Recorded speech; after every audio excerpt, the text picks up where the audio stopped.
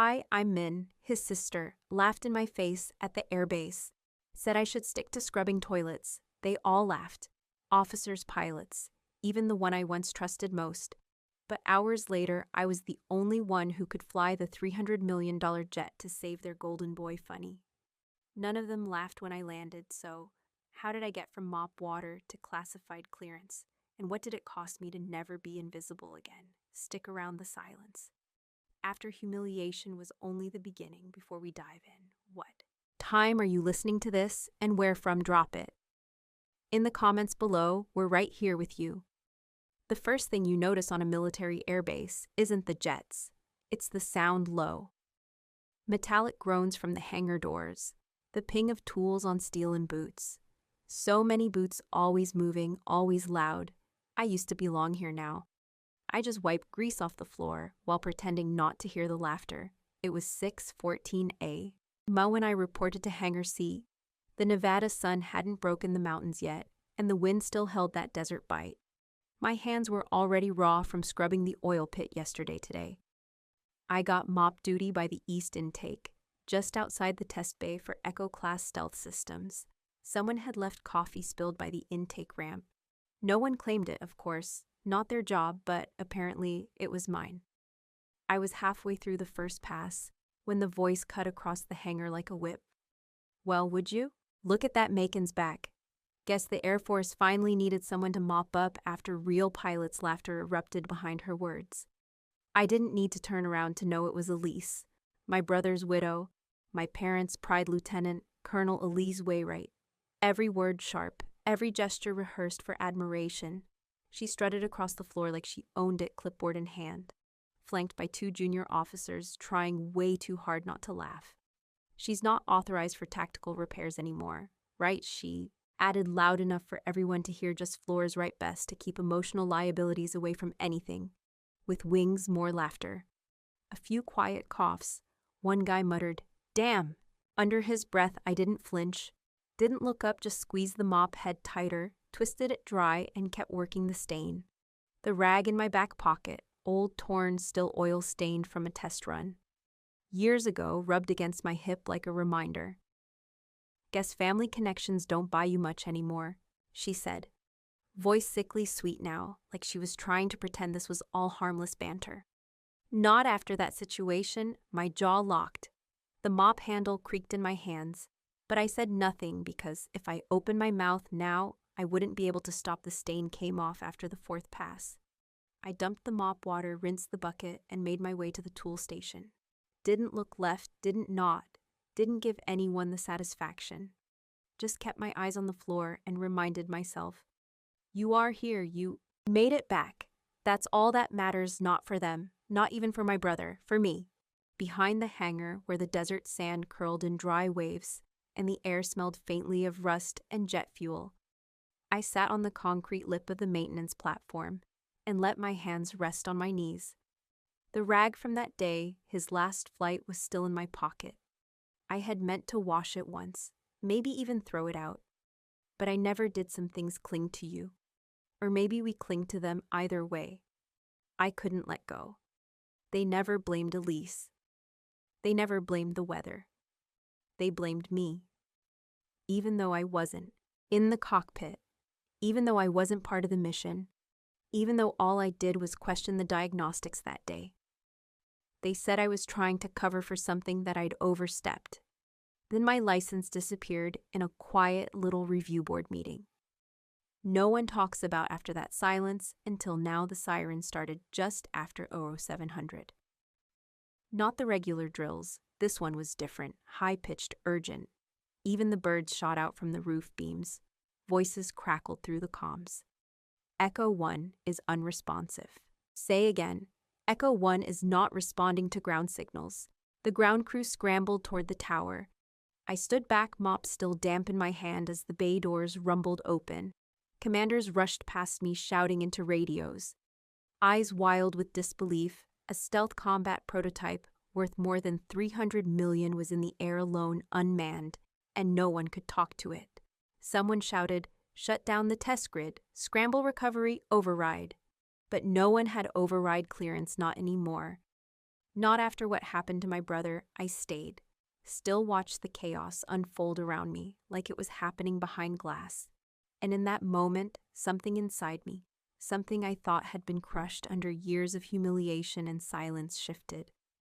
Not fear, not panic, just clarity, like an engine coming back online after years in storage. They had forgotten who I was that was about to change the hangar lit up with red strobes. I didn't flinch, didn't freeze, I just moved. I stepped off the maintenance ramp and started walking, steady, focused, like my boots knew the direction better than my head, past rows of stunned techs, past 2 junior officers shouting into headsets, and through the wide metal doors of the control center. No one stopped me. Maybe they thought I was just going to mop the floor. Maybe they assumed I didn't even speak their language anymore. The language of risk, of urgency, of war. Fine, let them think that inside the control center, the air was thick, monitors blazed, radios screamed, static, officers huddled around a large central display, showing a live feed dagger 1 spinning slowly in midair, altitude dropping, speed unstable. "Talk to me," Captain barked one voice. Major Kelson, base commander, wide-shouldered buzz cut, still chewing the end of a toothpick like it could hold his patience together. "We've lost all comms with Lieutenant Reed," replied a woman beside him. "No telemetry response. AI assist is locked out. The aircraft's not receiving override. We think he's unconscious from a G-lock. Someone muttered behind me that, "Hi already." I stepped forward, inching closer to the central terminal, estimated 3 minutes before altitude failure. The officer added, "Emergency team is prepped, but if he drops below 15K before response, he won't pull out." Kelson finished. "He's going down." That's when I spoke. "I can fly it." Silence, then laughter. Soft at first, then more audible. Kelson turned when he saw my face. The smirk disappeared for a beat, like a memory tugged at the back of his mind. "Macon," he said, squinting. "You still around?" I didn't answer that. I just pointed at the diagram of the plane on the screen. That's not the production model. It's the XM-52 test chassis with the dual-axis torquey wings. I trained in that exact build. I know her weight balance, her temperament, even her stall pattern when it rains. One of the younger men snorted. "You trained 10 years ago." Lady Kelson crossed his arms. "You haven't touched a cockpit since your license got yanked. You don't even have clearance to speak in this room, let alone fly a prototype, worth more than this entire base." My voice dropped to a near whisper. "That prototype has a human life in it," he scoffed. "You think you can pull off a zero intercept with manual override when 3 active pilots just failed simulation on it this week?" "I don't think," I said quietly. I know he started turning back to the screen, like the conversation was over, but I didn't let it end. I stepped up to the desk, leaned in just enough, and said it, so only he could hear. "Either I get in the backup unit now, or you'll lose your golden boy." "Your choice." Kelson looked at me hard. His jaw worked like he wanted to spit out the words, and then he muttered, "Someone get her flight gear move." No applause, no cheers. Just stunned silence as a corporal jogged out the control room, buzzed back to life around me louder than before, behind the noise in my mind. Another voice echoed, one I hadn't heard in years. "No one flies like you, Mouse. You fly like you've got fire in your bones?" My brother laughing as we stood outside the very same hangar. I could still see the grease smudge on his cheek. The sun in his eyes, that stupid call sign. He gave me Mouse, because I was quiet. Small, overlooked. But when I flew, I became something else. The gear felt heavier than I remembered inside the locker room. I strapped myself in while 2 airmen fumbled with my helmet fit and telemetry links. They kept exchanging glances, probably wondering how long before this mop girl got her funeral flyover. I didn't care. The gloves fit. That was enough outside the secondary prototype. Dagger 2 was being prepped. Same model, same flaws, same engine quirks. The same flight stick that once felt like an extension of my own spine. Ace. Didn't ask permission. I didn't ask for forgiveness. As the elevator platform lifted me toward the sealed cockpit, I took one last look at the sky, cloudless, strewn with smoke trails from drone intercept attempts. I climbed in. The canopy closed. and as the seals locked with that familiar hiss, I didn't feel nerves. I felt the quiet of precision as the cockpit sealed around me again for the first time in years. I didn't feel nerves. I felt the quiet of precision, and beneath that, something deeper. A memory, folding in on itself, replaying in the rhythm of my breath. The hum of the engine syncing with my pulse. My hands moved over the controls, like they'd never left. Muscle memory took over. Left throttle, right trim, shift in pitch. Dagger 2, I whispered.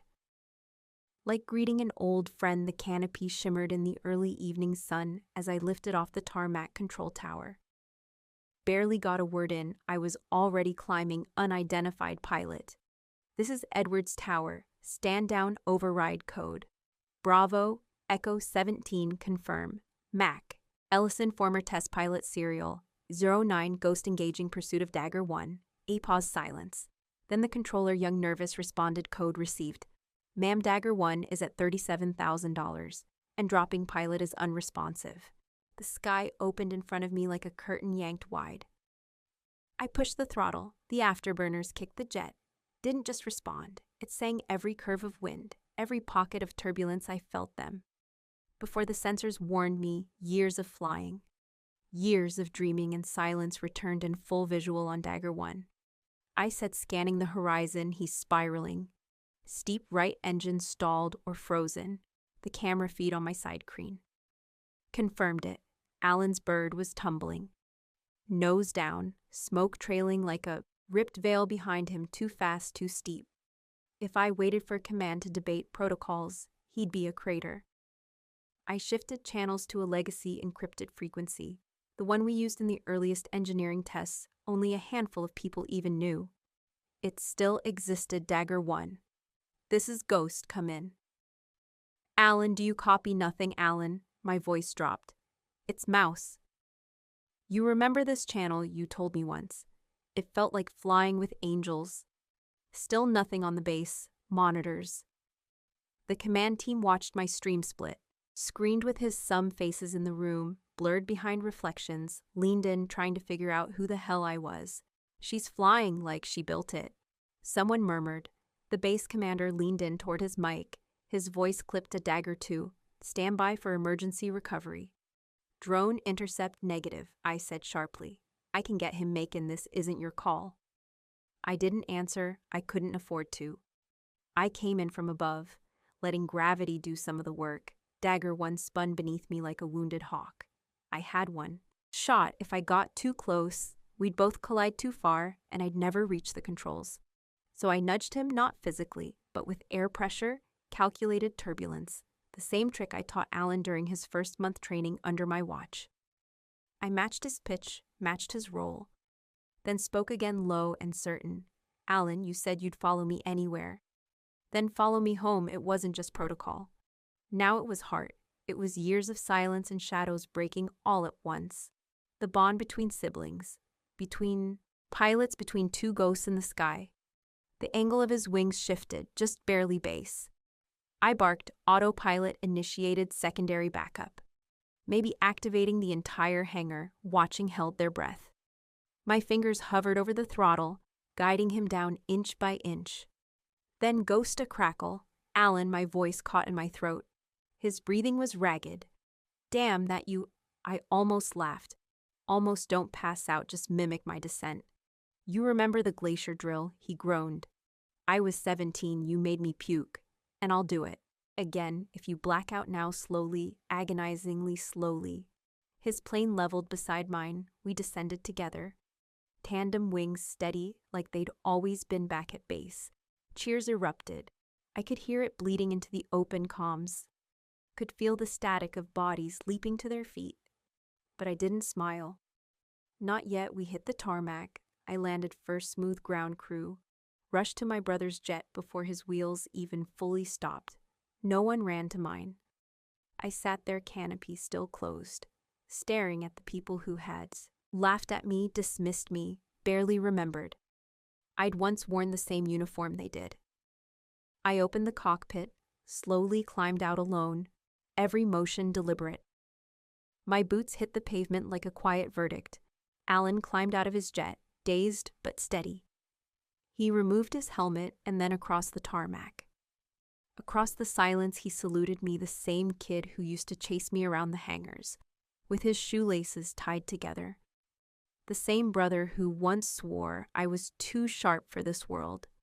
He walked toward me, and I noticed something. The comms mic was still live. Every word now piped through the bass speakers. He stopped just feet from me, voice loud and clear. "I'm alive because of her." A hush fell. He turned toward the command deck behind the glass. "She's the only pilot who ever scared me in a good way." Not a single clap, not a single whoop, just reverence, respect, realization. For the first time since I came back, no one called me a janitor. No one asked me to mop anything. I didn't smile. I didn't bow. I just stood there, shoulders square, eyes forward, and nodded. Once that was the moment everything changed. And yet nothing did. At least not where it mattered most. The roar of the engines had barely faded before the silence took over. Not the peaceful kind, the other kind. The kind you learn to live with when people pretend you weren't there. I stepped down from the aircraft, helmet in hand, the cool metal pressing against my hip. Alan's jet was still hissing heat beside mine. The tech swarmed him like he'd just landed from Mars. Nobody came my way, not even a clipboard. I started walking toward the far edge of the hangar. My boots echoed off the concrete, not loud, just steady. My breath had finally caught up with me, and now it sat in my throat like a question. No one wanted to ask. A couple of younger techs fresh out of school by the look of them. Paused as I passed. One gave a tight nod, the other looked at his shoes. The same pattern I remembered from before, eyes that refused to meet my mouths, that twitched, but never moved inside command. They were already reviewing the footage. I slipped in quietly. Took a spot near the back wall. Nobody acknowledged me, not even when the screen showed my override maneuver. Saving Alan's descent, the flight footage replayed twice. No sound, just the hum of the projector. The room stayed cold and clinical. Even as my voice buzzed through the speakers, steady calm, guiding that override shouldn't even be active anymore. One colonel muttered, squinting at the panel readout. Another officer leaned back. System redundancy worked. Lucky we ran those backups. I stood still, not a twitch. They were dissecting the miracle like it was a weather report. Finally, someone higher up, a general with the kind of voice that makes rooms fall silent, looked in my direction, not at me, past me as if talking to a shadow. He didn't quite recognize what happened here. Today was a coordinated team effort, he said. You won't speak of this outside this room, understood?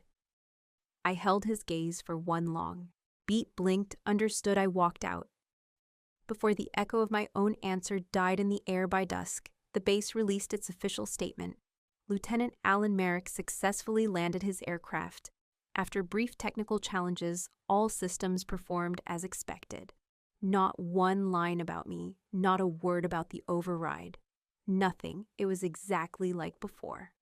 Years ago, I flew a test flight that broke altitude records and pushed the jet past limits. Even the engineers hadn't dared test when I landed. They didn't congratulate me. They called a meeting. I sat across from 6 men in uniform suits. One crossed his legs and cleared his throat before saying it. We can't risk emotional instability at high altitudes. That was the phrase they used when they quietly scrubbed me from the record. Unmanageable, they wrote in the internal memo. My co-pilot, a man fresh out of simulation training, was listed as lead.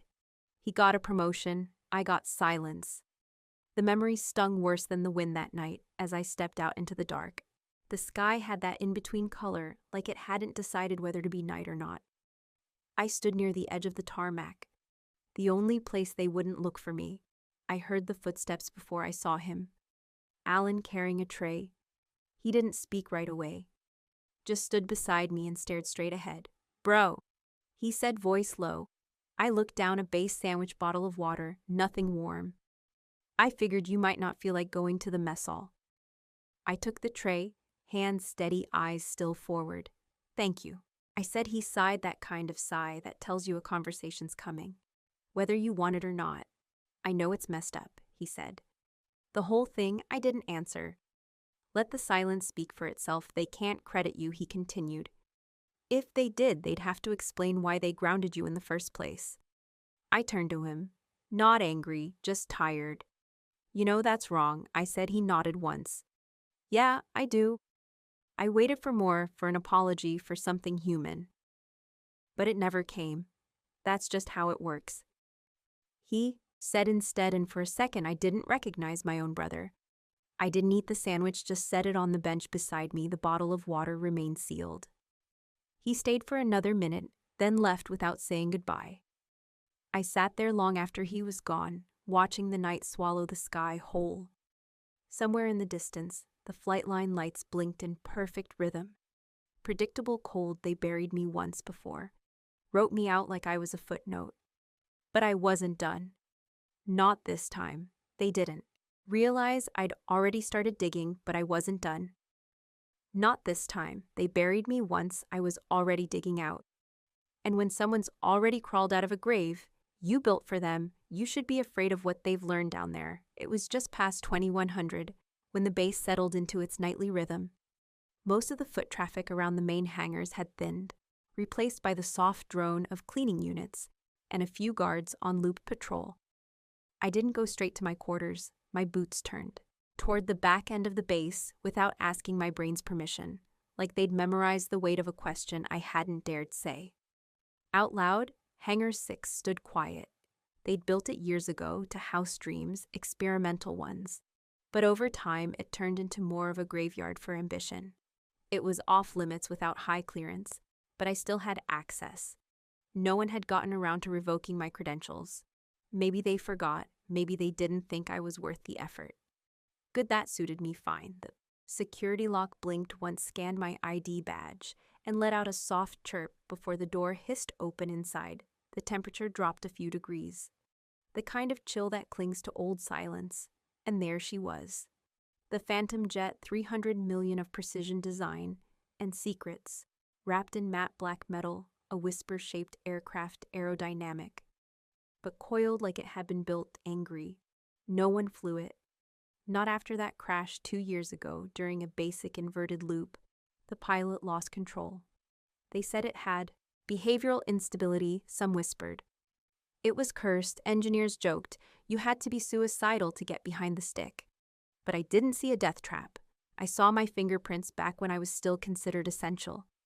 I'd helped design her nav interface reflex map, AI. It was called a system that didn't just react to a pilot's input, but learned their instincts, predicted their next move, like muscle memory. But Brass said it was too unpredictable, too human. They shelved the interface, scrubbed me. I stepped closer. Her fuselage was coated in a film of dust, the kind that only settles on things left untouched for too long. I brushed the edge with my gloved hand and whispered, "You and I both got left behind, huh?" I didn't expect an answer, but then something happened. I climbed up the side platform, leaned into the cockpit, and tapped the manual override. The system asked for ID. I typed in a test string, a flight config I'd coded years ago. One the board had flagged as theoretical. Then I added a signature override they didn't even know existed for a second. Nothing. Then, "Welcome back, Commander Min." The interface lit up dim blue, at first, then green. The console panels flickered, rebooting systems that had slept for 2 long years. A hum vibrated beneath my boots. Not loud, just alive. I froze. Not in fear. No, something else, that first rush of oxygen when you've been holding your breath for too long. She still remembered me for a while. I just stood there, letting the cabin systems cycle, watching numbers dance across the screens. I once fought to protect, and then I shut it all down clean. Just before I heard the outer door swing open, 2 engineers walked in, holding toolkits and looking confused. "Ma'am," one asked, "we heard something powering up in here." "Routine diagnostics," I said smoothly, stepping off the ladder. "Command requested a baseline test on dormant aircraft." He nodded slowly. They didn't question it. They didn't see me, and that's what made me dangerous. Later, back in my quarters, I didn't bother turning on the lights. I just lay on my bunk in the dark, eyes to the ceiling, fingers twitching like I was already gripping the controls. I'd been told to be quiet, to follow protocol. To support the mission from a distance, they wanted quiet, fine. But I'd give them noise first. The kind that couldn't be ignored. The kind that echoed in steel and fire, and didn't ask. For permission, I pulled out an old notepad from the bottom of my locker. Leather-bound, worn, at the edges paper. They couldn't hack paper on page 1. I drew a rough grid, old-school flight pattern, schematics, altitudes, wind corridors, blind zones. I was going to build this mission with the same care they once trained out of me. No uploads, no digital trace. Each movement I planned would be real, felt chosen. No more giving them control as I flipped pages and mapped potential test loops and high alt maneuvers. Something in the pit of my chest settled for the first time in years. The anger quieted, not because it was gone, but because I'd finally pointed it somewhere around midnight. I checked the diagnostics logs I'd pulled earlier. There it was again, buried deep in the report. Failure in linear input override conditions, which meant when someone tried to fly the jet using old-school yoke behavior, the system lagged, misread. Reacted too late, but my system. The one that mimicked gut instinct. Flawless, still embedded in the core, they'd never fully deleted it. The jet didn't fail, they just never learned how to trust it, or me. By 130, I'd finished the first draft of my flight sequence. I folded the pages, slid them into the false bottom of my footlocker, and leaned back in a place like this. Power didn't always come with a title. Sometimes it came with knowing. The one thing they didn't want to admit. I was still the best damn pilot on that base. They just didn't know it yet, but they would, because the next time that jet roared to life, there'd be no doubt who was in the cockpit. And then the call came, the one that would force every coward in command to come find me. It was barely 5 a.m. when my door buzzed. Not a knock, not a polite tap. A sharp, continuous buzz, like someone wanted to break the silence wide open. I swung my legs off the bed, heart steady, hands calmer than I expected. I already knew something had gone wrong. The hallway outside my quarters smelled like burnt coffee. In panic, a young officer I didn't recognize stood rigid, eyes wide. He didn't salute, just blurted, "They need you at ops now." I didn't waste a second, no makeup, no pleasantries. I threw on my base jacket and followed him in silence. The walk to command center was short, but every step brought back the sensation of authority I hadn't worn in years. That thick hum in your chest, when your choices matter more than your words inside the room. All eyes snapped toward the screen, red flight paths, blinking alerts. A cacophony of voices trying not to sound afraid. Someone from logistics whispered, "She's here." Like I was the ghost of a better version of this place. At the front of the room stood General Lermer Gray, buzz-cut jaw clenched, same man who'd signed off my dismissal and told the board I was volatile under pressure. His stare dropped to the name tag on my jacket. Still faded, still. "Mine, I don't recall authorizing this civilian's presence," he said. Voice sharp, I stepped forward. "Then I'll save you the trouble of asking. I came anyway." He narrowed his eyes. "We're in the middle of an active containment. Failure, not the time for nostalgia." I walked straight up to the central terminal drone. Squadron 6 lost external control. Mid-demo, correct silence, I tapped one of the glowing screens. Internal AI locked out signal jamming. Attempts failed, no override response. He looked like he'd swallowed something sour. "We don't need a rundown. We need a solution." I turned to face him. "There is one. The Phantom jet." "My jet," he scoffed. "That aircraft isn't certified." "No," I said calmly. "Because you were afraid of what it could do. It's the only system fast enough to reach the drones and strong enough to override their current signal, using wave interference, but it only runs on my configuration. The one you said was theoretical nonsense." I let my gaze scan the officers around him. "Unless, of course, you'd rather explain to Congress how you let $900 million in military assets cross into civilian airspace, because your ego couldn't stomach a janitor flying." That shut them up. The room fell into a thick silence. Even the buzz of monitors felt quieter. Lermer's jaw twitched. His voice dropped. You're the only one the jet responds to. It said it out loud yesterday. You were too busy ignoring diagnostics. He looked away for a second. I could almost hear the word forming in his head. Damn then, without looking at me. He nodded once. Do it. But I wasn't done. Not anymore. I want 3 things, I said, stepping closer. First, operational control. No interference. Mid-flight. You don't speak to me once I'm in the air. He grunted. Fine. Second, no. Blackout, whatever happens stays on public record. No scrubbing flight data, no rewriting logs. That's non-negotiable. I cut in his lips, tightened. Continue third, I said quieter, now, my record. The full one reinstated with commendation, that was the deepest cut. He flinched. I let it hang, he didn't answer, but the legal officer standing nearby gave a stiff nod. Confirmed, she said.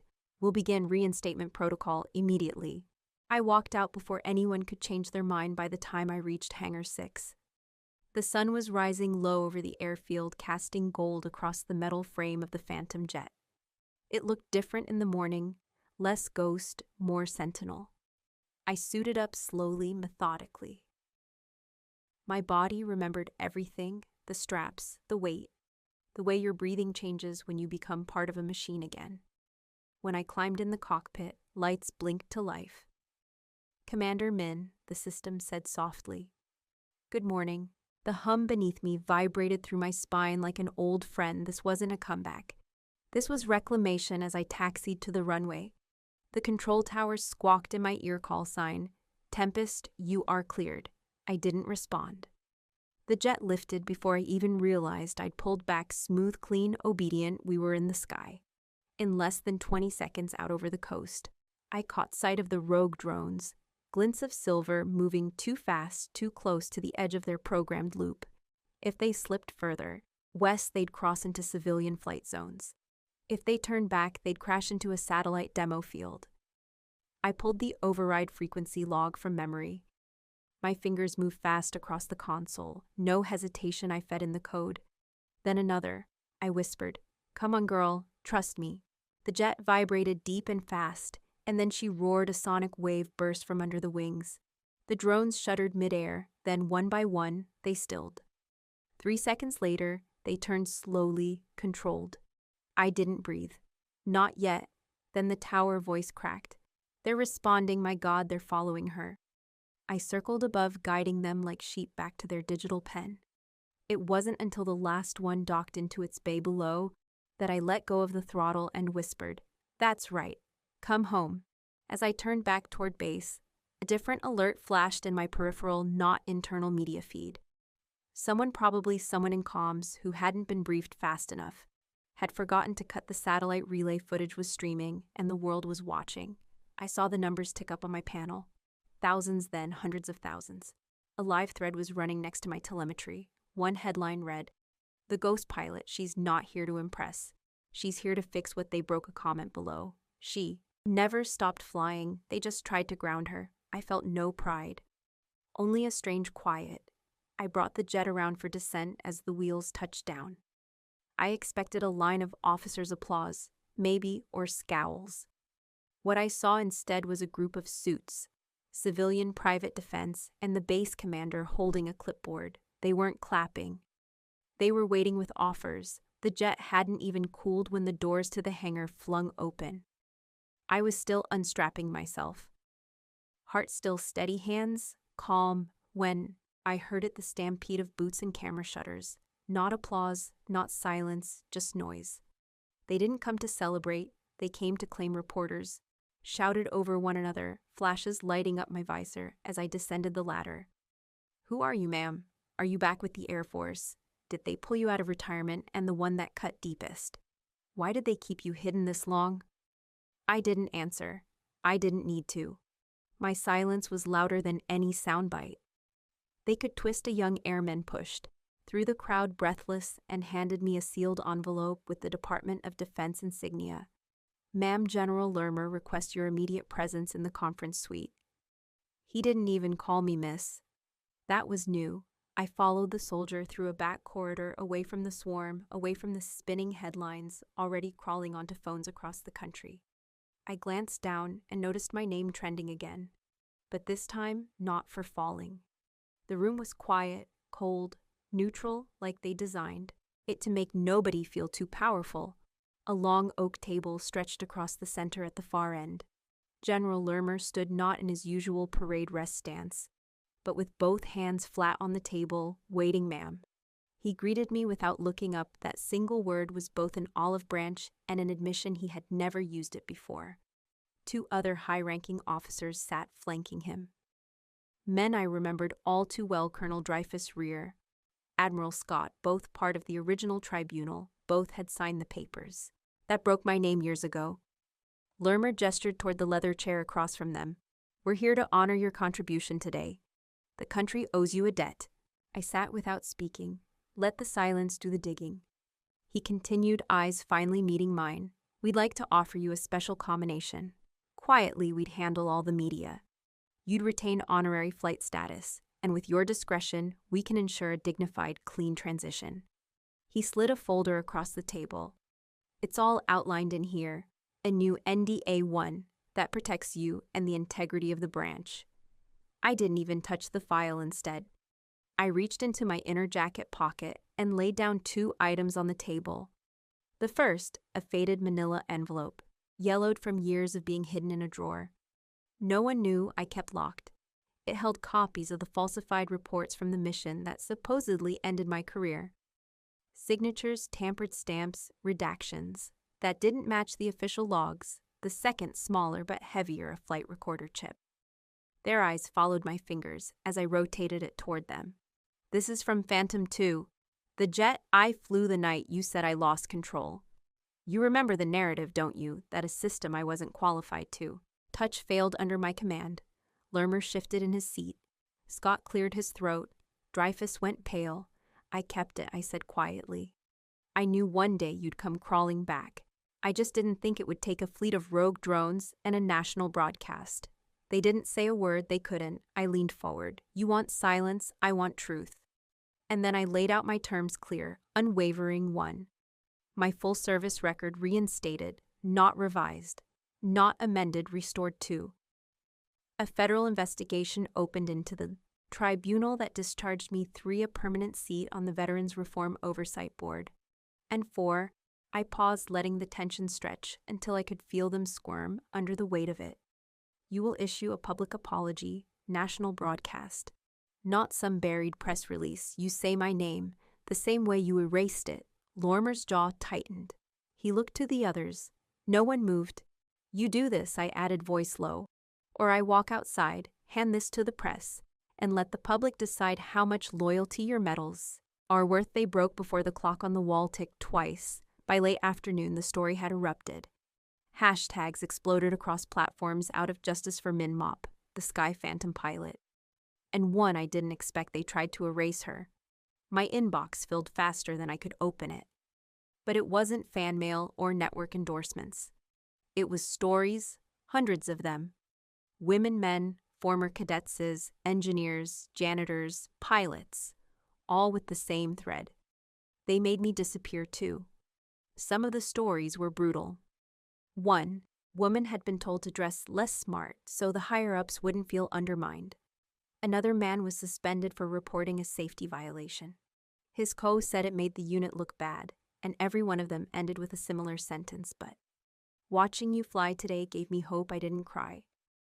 Not because I wasn't moved, but because I had no tears left to give this system. I'd already bled everything I had into it that evening. My phone lit up with a name I hadn't seen in weeks. Samantha, the message was. Short, no greeting, no warmth, just cold calculation typed into pixels. You could have been quiet. You could have been part of something bigger. I stared at it for a long time, longer than I expected. Then I typed back slowly, without bitterness. I already am, and I meant it that night. I didn't sleep. I sat by the window watching the sky I once knew like the back of my hand. The jet engine still echoed in my chest, but not from adrenaline, from closure.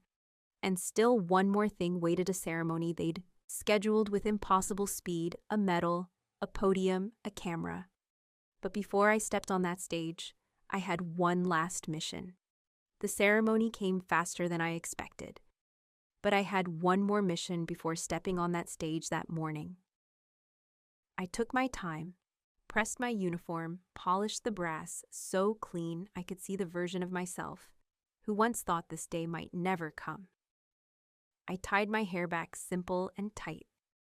No frills, no illusions. When the black car pulled up, I didn't wave. I just got in DC traffic, buzzed past the window, but I wasn't watching it. I was reviewing the faces I'd seen behind closed doors, the ones who'd shaken my hand and then tried to erase me. I had names now, paper trails, voices from across the country who had written me some begging, some warning. It didn't matter. The time for silence had passed. The venue was as grand as expected, marble steps, flags, hanging in polished symmetry, reporters positioned like vultures outside the barricades. The public didn't have access to this one. It was official, controlled, sanitized. Inside the program had been set. My name was buried in the back of the booklet, small and neat under special recognition for historical service. Meanwhile, her name, my brother's sister, headlined as the keynote contributor to veteran advocacy. The irony was acid in my throat, but I smiled, small-measured. They wanted restraint. I'd give them elegance, a handler. Young Nervous approached with a clipboard. Miss Ridgely, just a quick reminder. Please stay on script. No deviations. No family mentions, and we won't be taking questions from the press after it's a very tight schedule. I nodded once. Oh, and you'll be right after her speech. Just follow the red markers on the floor when the cue light turns blue. Got it in the green room. I stood alone, sipping from a bottle of water I didn't ask for through the walls. I could hear her voice begin. Today we honor not just bravery in battle, but those who were forgotten by history. I closed my eyes. You forgot me the moment it was. Inconvenient. 10 minutes later, my cue light turned blue. I stepped onto the polished stage under the weight of years. I never asked to carry. The applause was polite, brief, like they were clapping for someone else. I walked to the podium, stood tall. My uniform crisp under the lights. The teleprompter blinked. I am honored to stand before you today. I began, read 2 lines. Then I stopped, my hands folded. The prepared script gently. I placed it aside on the podium. The tech crew shifted, cameras kept rolling. Reached into the folder I carried in, pulled out a worn photo creased from age and sweat. It was me, 19, covered in hydraulic fluid, alone on the tarmac, next to a grounded aircraft with a snapped landing strut. My eyes back then weren't asking for applause. They were asking for truth, this I said. Holding it up to the projector was me before your recognition, before your ceremonies, before your silence. A stillness spread through the room. I tapped the tablet I'd tucked under the folder behind me. The screen. Changed first, a spreadsheet. Names, ranks, discharge codes, then gender, race, branch, and fraction codes. I kept digging. I said for every one of me there were dozens. Quietly removed records, altered promises, broken.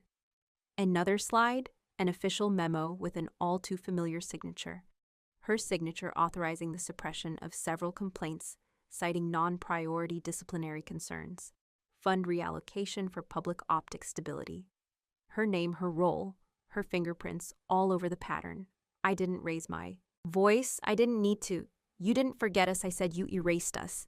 A gasp rippled through the audience. The silence that followed was louder. Phones lit up, a ripple of movement. Some began filming, others whispering. Suddenly her voice cut through from the side wing.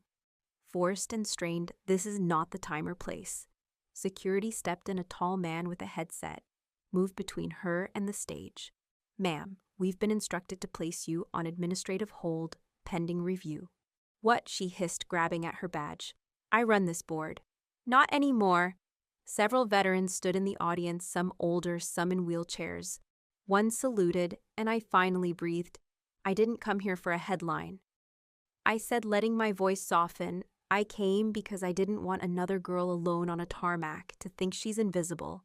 My eyes swept the room. I never wanted applause. I wanted airspace. I saluted not to the generals in the front row, but to the back of the room, where a few familiar faces from base had snuck in quiet ones. Real ones this flight, I said, isn't solo anymore. I stepped away from the podium. No one clapped, and it was perfect. I thought justice would feel like revenge, but it felt like landing finally on solid ground, and just like any landing. Once your boots hit the earth, there's still the matter of where.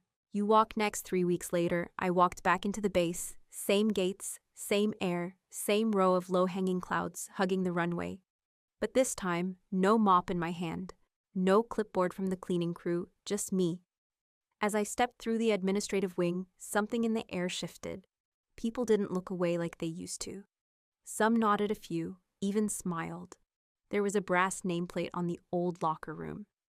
Now it didn't say technician, didn't say junior mechanic. Just making that alone could have been enough. It felt like the universe saying you mattered even when they acted like you didn't. But the real surprise came that afternoon in an envelope slid quietly across my desk by a courier in civilian uniform. He didn't say much, just tipped his cap and left. I opened it, expecting some stale apology from the committee, something vague and rehearsed. But what I found: Dear Ms. Macon Halt. It began: We have reevaluated your service record commendations and contributions, effective immediately. You are hereby appointed Civilian Commander, Strategic Innovation Wing. I had to read it twice, not because I needed the title, but because they needed to say it out loud on record. They didn't just give it back. They admitted I was never wrong. That's what got me, not pride relief. I sat there for a moment, staring out the small window beside the desk. A few jets were rolling out for drills. Engines humming low like thunder kept behind glass. They'd invited me to lead a mentorship program for discharged pilots. Those left behind by broken systems and silent policies. I said, yes, of course, but I told them, no script, no fake smiles, just truth. That week, letters started pouring in, digital ones, handwritten notes, even a few scribbled in blue crayon from women in flight school, who'd clipped articles of the ceremony and said, now my mom believes I can do this.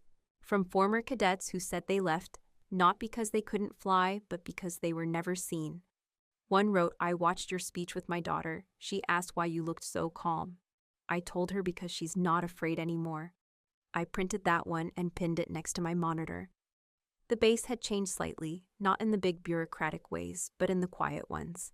People were watching each other more, listening more. And then one afternoon, I found myself holding something I hadn't seen in years.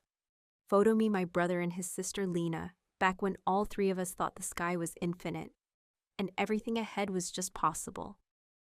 I stared at it for a long time, and the next day I made a short visit. Lena didn't look surprised when I stepped into her office. She stood up slowly, maybe thinking I came to gloat or yell. Maybe she had a speech ready too, but I didn't say much.